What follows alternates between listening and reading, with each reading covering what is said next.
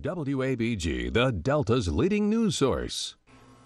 Thanks for joining us here on the ABC 6 News webcast. I'm Tanya Carter. On this Wednesday, January 9, 2013, a Ruleville fugitive is allegedly found hiding underneath a bed.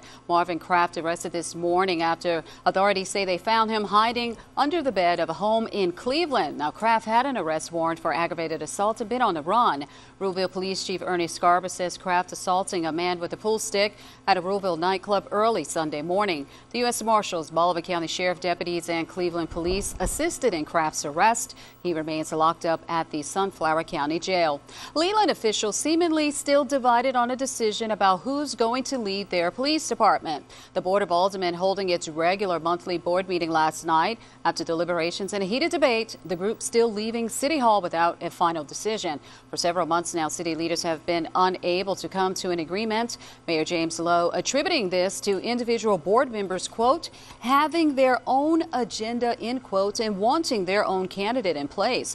Now, the mayor says the group has at least narrowed their choices down from 14 to 3 candidates. Mayor Lowe also telling us the board may consider keeping interim chief Scott Tarpley in place up until July after city elections. Now, meanwhile, another meeting is scheduled for next Tuesday.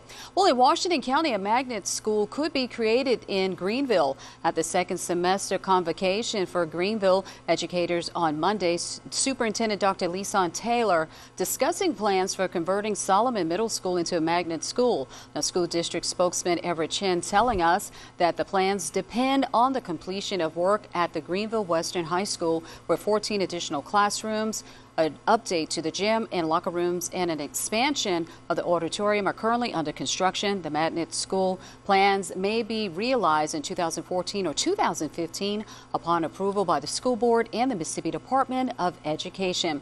Well, there's a bill about to make its way into the state capitol that would put a sexual abuse curriculum in public schools across the state. Now, it's known as Aaron's Law.